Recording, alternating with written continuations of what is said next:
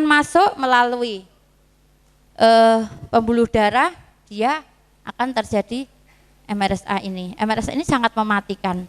Seperti yang kejadian yang pernah kami alami. Pasien kondisi bagus, hasil kulturnya keluarnya sudah lama, pasien rujukan. Ternyata di antara adik mahasiswa itu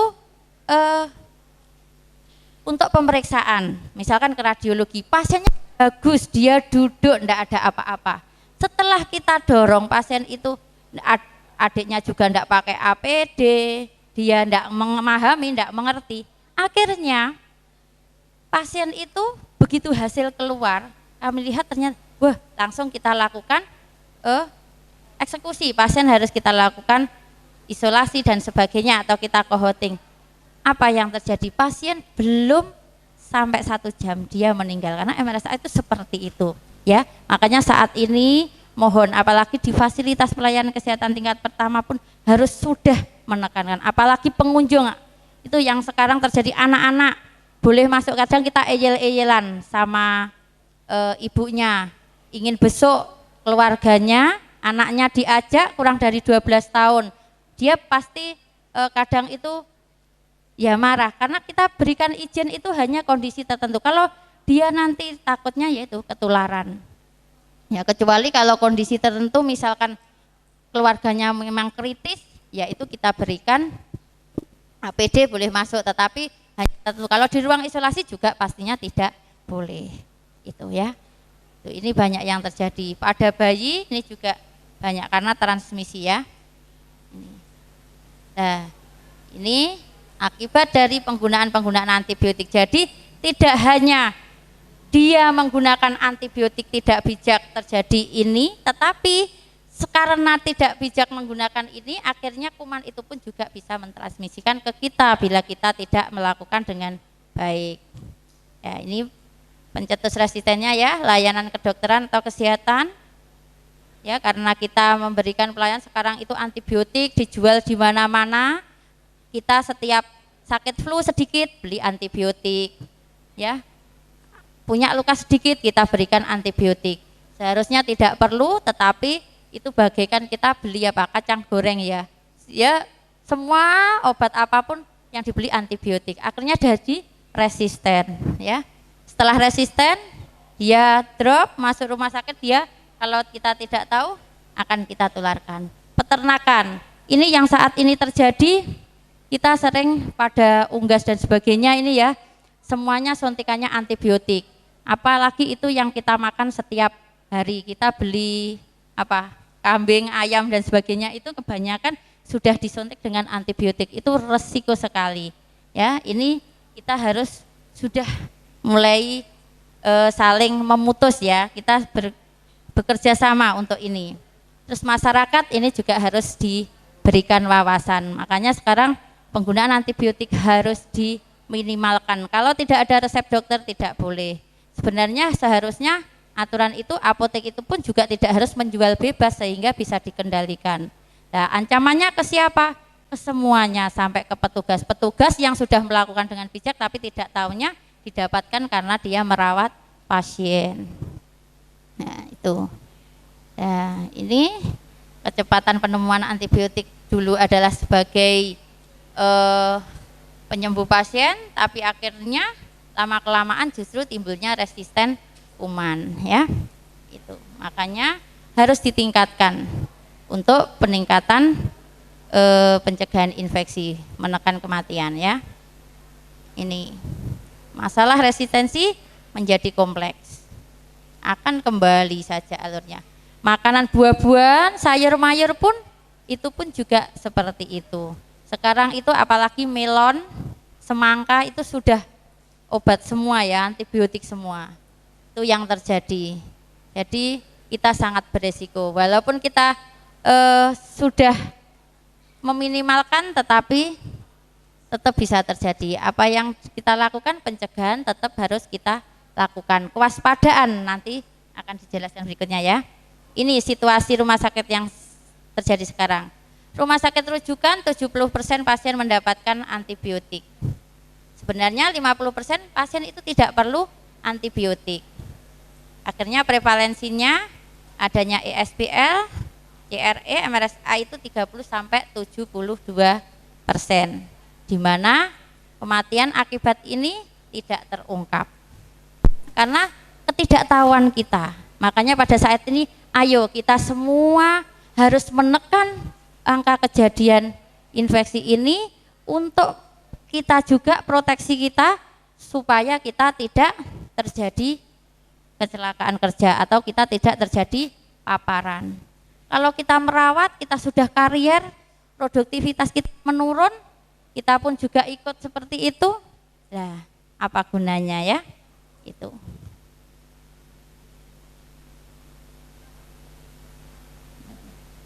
Nah, ini mikroorganisme resisten tadi ya, di mana kuman-kuman tersebut disebut MDR ya, multidrug resisten, itu dia resisten terhadap 3 golongan kelas antibiotik. Jadi pasien yang resisten terhadap minimal 3 golongan antibiotik itu sudah dinamakan MDRO.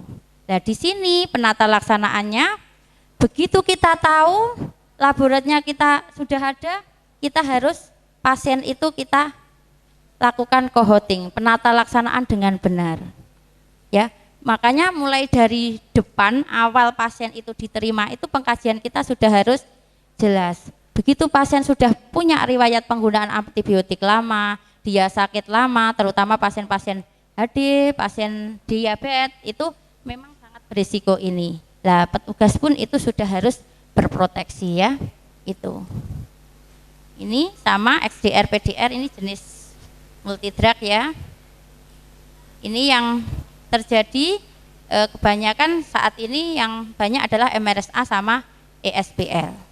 Nanti setelah itu keluarnya ada Acinetobacter, itu pasti dari ulah tangan kita. Kalau ada kuman dinamakan Acinetobacter baumannii itu biasanya itu pasti dari dia penggunaan obat-obatan ini, tapi kita tidak melakukan higien yang baik, kita tidak merawat pasien dengan baik. Apakah peralatan yang kita gunakan ke pasien itu tidak kita kelola dengan baik, kita tidak dibersihkan dengan baik, kita tidak melakukan cuci tangan dengan 5 momen, nah ini bisa terjadi ya, itu.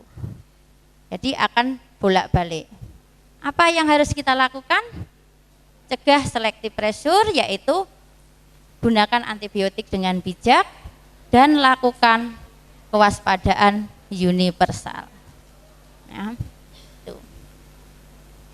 Nah, mempertahankan kesehatan, produktivitas dan kepuasan petugas, meningkatkan keamanan lingkungan rumah sakit, mengurangi biaya perawatan penyakit akibat kerja ya. Daripada kita mengobati, lebih baik kita mencegah. Kalau sudah terjadi paparan, pengobatannya lebih mahal. Lebih baik dilakukan treatment sebelumnya daripada pengobatan. Kalau petugas sudah kita berikan vaksin hepatitis, bila dia terpajan sewaktu-waktu, dia sudah aman ya, itu untuk hepatitis misalkan. Kalau untuk HIV itu memang kita tidak bisa mencegah sebelumnya, tetapi yang dicegah dengan apa? Kerja kita, personal kita yang harus kita perbaiki ya, komitmen kita. Ya, mencegah timbulnya wabah ya, berarti kita harus benar-benar cuci tangan, melaksanakan pengendalian dengan baik ya, untuk mencegah tentunya tuntutan hukum. Disinilah program K3 harus kita jalankan. Oke, ini hampir sama ya, tadi sudah dijelaskan pemeriksaan kesehatan sebelum bekerja. Jadi nanti adik-adik yang mahasiswa ya, yang belum bekerja, sebelum bekerja biasanya harus dilakukan screening. Tadi Bu Gurta mengatakan kalau tidak dibiayai oleh Vaskesnya, screening sendiri. Tapi kebanyakan biasanya tidak mau ya. Itu makanya program K3 harus semua rumah sakit atau fasilitas kesehatan menjalankan. Berarti yang menjalankan nanti begitu ada petugas baru pun rumah sakit atau fasilitas tersebut harus melakukan, karena untuk mengalokasikan di mana pekerja tersebut ditempatkan. Pemeriksaan kesehatan berkala tiap 2 tahun ya, ini maksimal ya, tadi minimal 1 tahun itu untuk area beresiko. Vaksinasi hepatitis B ya. Itu minimal untuk karyawan yang beresiko. Kalau satu rumah sakit bisa, alhamdulillah semuanya diberikan vaksinasi, ya. Itu. Penyediaan sarana kewaspadaan isolasi, ya, APD, peralatannya harus cukup. Kita akan melakukan, tapi kalau APD-nya tidak ada, alatnya tidak cukup, desinfeksinya tidak ada, juga percuma. Jadi harus semuanya saling kontribusi. Pengadaannya harus maintenance, ya, harus ada dukungan, SPO-nya, regulasinya itu harus ada, dan harus dilakukan evaluasi berkala, ya. Penyediaan fasilitas konseling bagi karyawan yang terpapar. Jadi kalau di rumah sakit ini sudah ada komite pencegahan pengendalian infeksi. Mungkin selanjutnya nanti kalau di puskesmas dan lainnya harus ada tim pencegahan pengendalian infeksi, di mana ini harus mengampu semua ini, ya. Itu penyediaan fasilitas untuk konseling pada kasus-kasus yang menular. Menjaga kesehatan saluran nafas, tidak merokok, ya. Tadi yang bekerja di fasilitas pelayanan kesehatan dilarang merokok, ya. Menjaga kesehatan tubuh secara umum, kebersihan diri dan higien, perilaku hidup sehat, ya, tidak memanipulasi jarum. Jadi intinya semua pekerjaan resiko kecelakaan kerja kebanyakan adalah jarum, ya. Itu yang harus kita patuhi. Nah, ini penanda yang harus kita ketahui bahwa pasien-pasien yang berisiko menular kalau perlu dilakukan isolasi ya harus isolasi, diberikan penanda. Kalau tidak bisa dilakukan isolasi, pasien dilakukan cohorting, kasih tanda. Pasiennya hepatitis berarti kontak precaution, kasih tanda ini. Berarti begitu kita masuk merawat pasien, kita tahu, kita paham, oh pasien itu dengan kontak walaupun kita belum tahu diagnosanya, ya. Itu pasien-pasien dengan TB, pasien ini bisa dipasang di depan pintu atau di tiang infus. Jadi begitu petugas siapapun, keluarga pun juga ikut diedukasi bahwa oh Bapak Ibu ini Pak siapa keluarganya ini, mohon maaf kami kasih tanda ini, tujuannya ini harus dikasih tahu supaya dia juga tahu nanti kalau ada pengunjung lain berarti ini boleh dikunjungi atau enggak, dia harus bagaimana, dia tahu, ya, kita jelaskan. Tentunya tidak asal pasang, ya. Kalau pasien dengan airborne kita pasang dengan airborne, pasien dengan droplet kita pasang dengan tanda droplet. Ini Permenkesnya, ya, dasar hukumnya tadi yang K3-nya sudah disampaikan Bu Kurtab dasar hukumnya. Sekarang tambahannya adalah ini di PMK nomor 8 tentang resistensi antimikroba, itu juga karena resikonya memaparkan ke kita, dan buku pengendalian infeksi Permenkes nomor 27 tahun 2017. Bisa download nanti teman-teman, ya. Itu. Nah, ini kesimpulannya, pencegahan pengendalian infeksi wajib kita lakukan oleh semua orang untuk mencegah tadi menurunkan transmisi patogen kepada petugas, pasien maupun pengunjung, untuk meningkatkan budaya pasien safety dan untuk mencegah kita supaya tidak terjadi kecelakaan kerja atau paparan.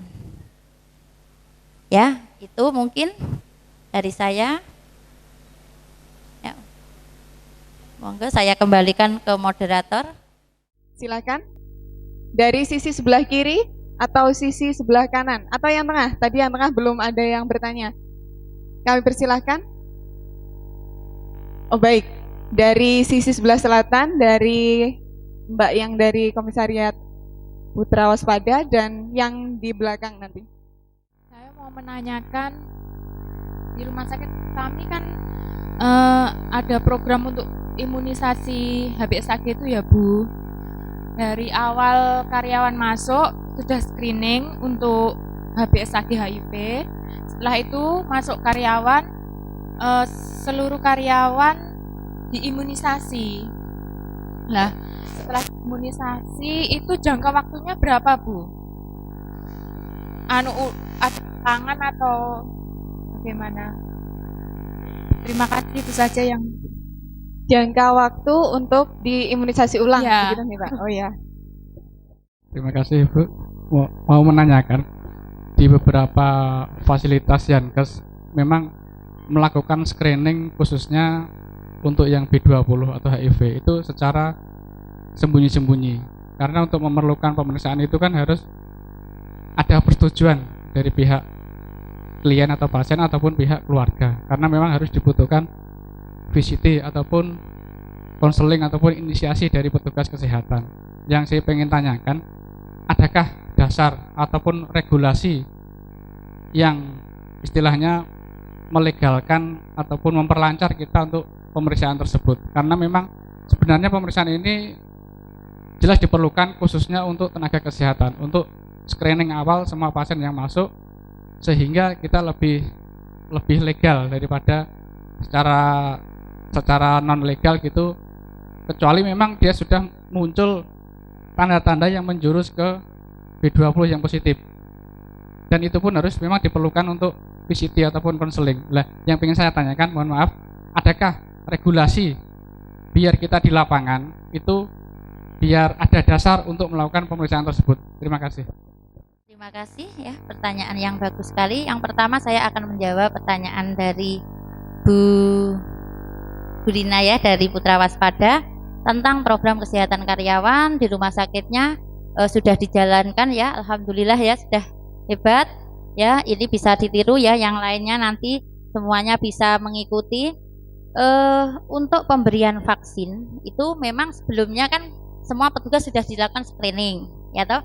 Dengan dilakukan screening kita lihat tentunya kita melakukan program kesehatan karyawan pasti harus menentukan ada dokter kesehatan karyawan.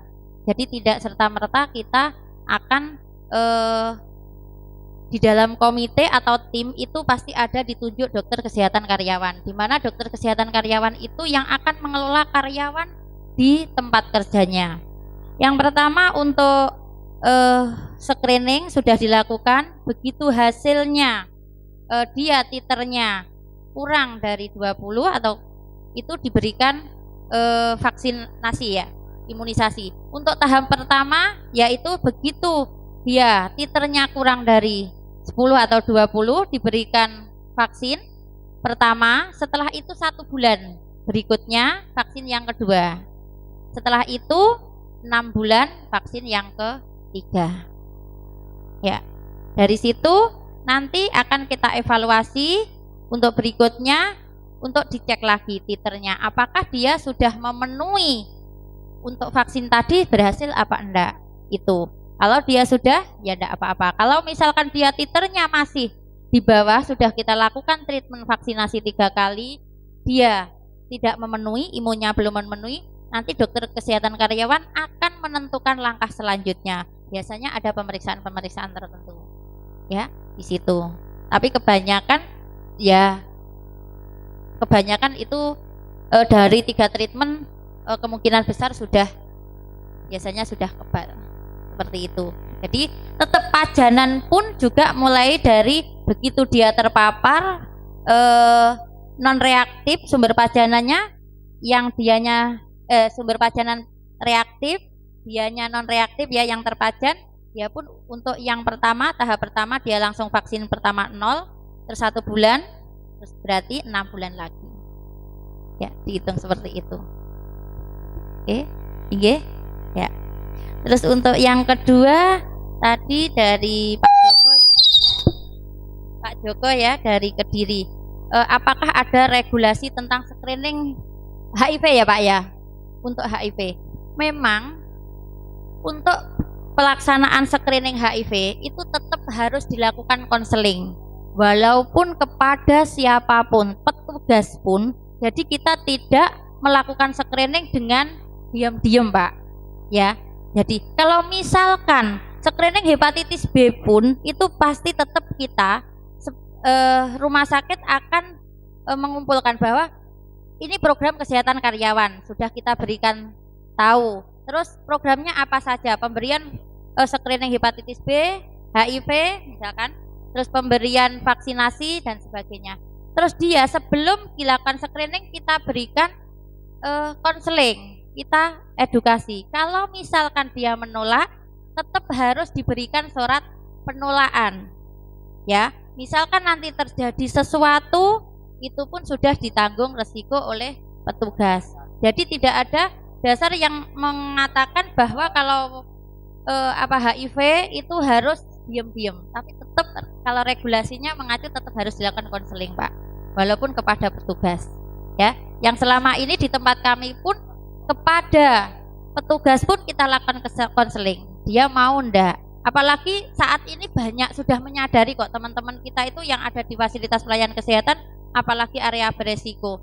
Kalau program kesehatan karyawannya sudah jalan, dia malah justru belum diberikan, dia sudah tanya, kapan aku diperiksa? Malah justru seperti itu pada saat ini. Itu yang terjadi di tempat kami. Teman-teman itu kalau satunya di screening, yang satunya yang sana belum ada gilirannya. Itu belum waktunya saya sudah nanya, kapan saya harus swab hidung? Kapan saya harus ini? Saya kapan harus screening ini? Dia malah minta. Seperti itu. Jadi kita tetap konseling. Seperti itu ya, Pak. Ya. Mungkin ada yang lain. Baik, untuk dua penanya, apakah sudah jelas apa yang disampaikan oleh Bu Sri Purwatin? Bisa diterima? Baik. Kami buka satu penanya lagi, jika mungkin ada yang ingin bertanya. Kami persilahkan. Masih ada kesempatan. Baik, yang dari tengah. Depan, Mas. Saya Dewi Lailatun Nikmah dari Stikes Ganesha Husada Kediri. Di sini saya akan bertanya tentang setelah melakukan penusukan di sepet itu, kalau tidak langsung dibuang, tetapi ditutup dengan tidak menggunakan dua tangan, tapi satu tangan, apakah itu bisa ada kemungkinan resiko infeksi atau tidak? Terima kasih.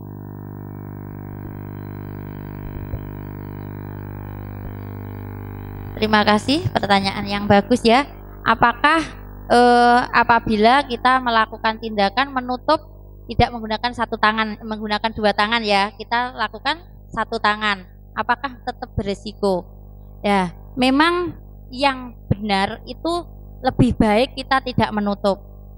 Toh dengan satu tangan pun yang terjadi saat ini ya, karena teman-teman ini tidak memahami konsepnya peralatan, beda peralatan sudah berbeda ya. Mungkin kita yang diketahui mungkin sepet aja, belum tentu jarum itu kan hanya di sepet. Ada jarum yang di venflon misalkan ya, itu teman-teman itu sudah pakai satu tangan, apa yang terjadi digunakan? Dia menutupnya sudah benar, tapi setelah itu tangannya ini, dia ini nutup gini, apa yang terjadi? Ini terkena tembus. Kadang sudah ditutup tapi apa? Nyisit itu loh ya. Dia akan menyisip akhirnya juga tembus. Jadi lebih baik tidak melakukan penutupan.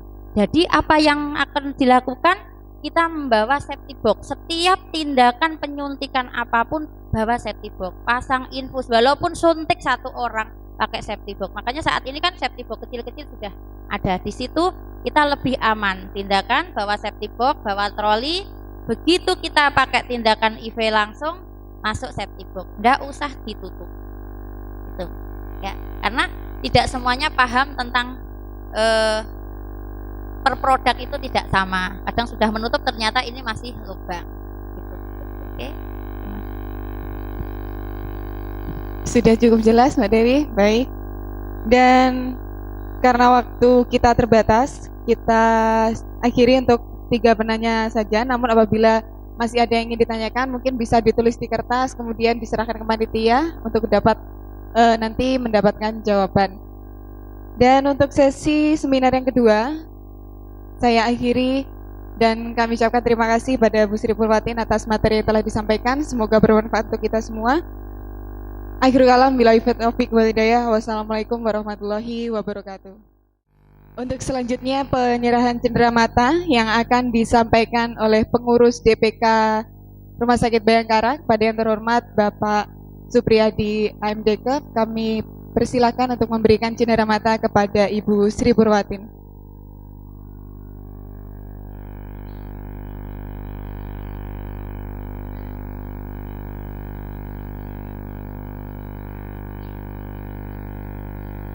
Beri aplaus yang meriah. Dan kami ucapkan terima kasih banyak atas ilmu yang diberikan.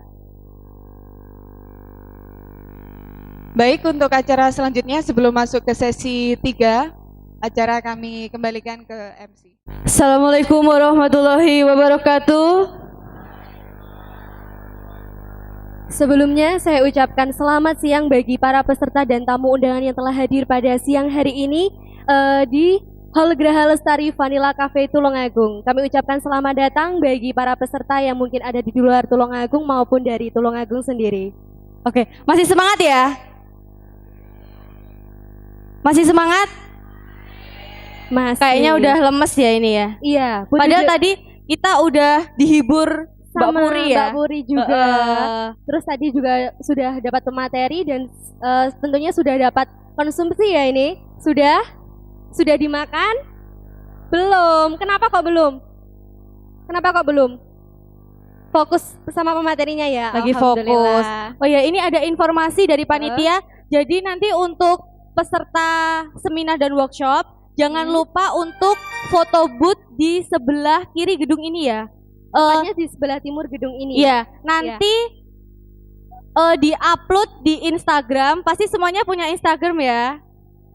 Terus nanti setiap 100 like, yang dapat 100 like itu bakal dapat hadiah 2 hari berturut-turut dari panitia.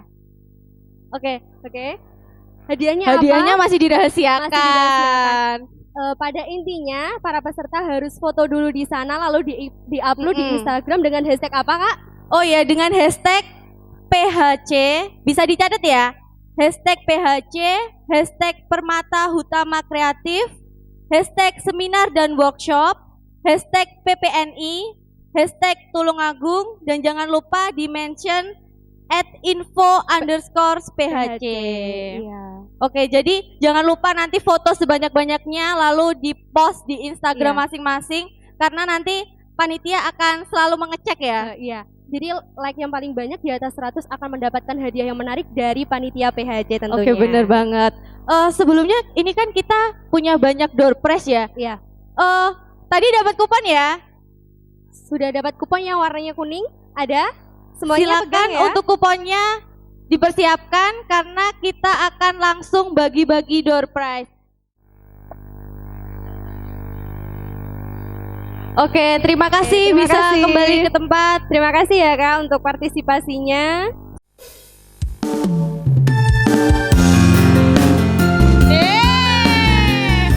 Kasih aplaus yang meriah dong buat Mas Joko.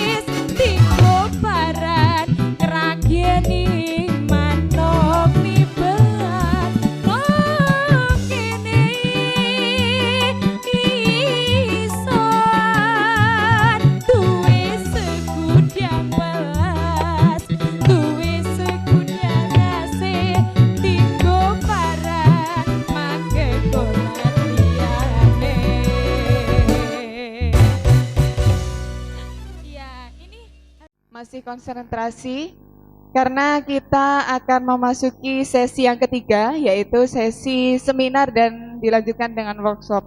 Masih siap? Masih semangat? Aduh, udah ada suaranya ini.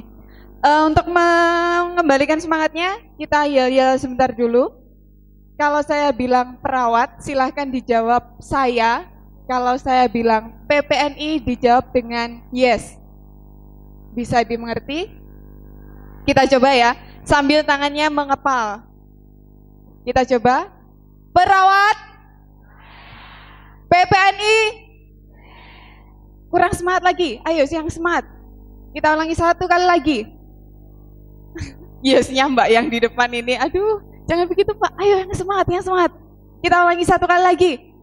Perawat, PPNI. Beri aplaus yang meriah untuk kita semua. Baik, langsung saja kita panggil narasumber kita yang ketiga, yaitu Ibu Widya Stuti Utami S. Kepners. Moga Ibu bergabung bersama kami. Beri aplaus yang meriah untuk Ibu Widi. Baik, selamat siang Ibu Widi. Semoga masih singkat dengan saya. Saya dulu pernah praktek dan beliau adalah clinical educator saya di RSUD Dr. Iska. Beliau orangnya sangat telaten dan sabar, begitu pula dengan Ibu Sri Purwatin. Beliau juga orang yang sangat sabar dan telaten membimbing mahasiswa yang praktek di sana. Baik, sebelum saya membaca beliau menyampaikan materi, akan terlebih dahulu saya sampaikan kurikulum vitae dari Ibu Widi. Ibu Widi lahir di Tulungagung pada tanggal 27 Februari tahun 1977. Alamat rumah beliau di RT 2 RW 2 Desa Kecamatan Sendang, Kabupaten Tulungagung. Kemudian riwayat pendidikan formal beliau menempuh di Akper Depkes Malang atau di Poltekkes dan lulus pada tahun 98. Kemudian S1 keperawatan di Surya Mitra Husada Kediri, lulus pada tahun 2012.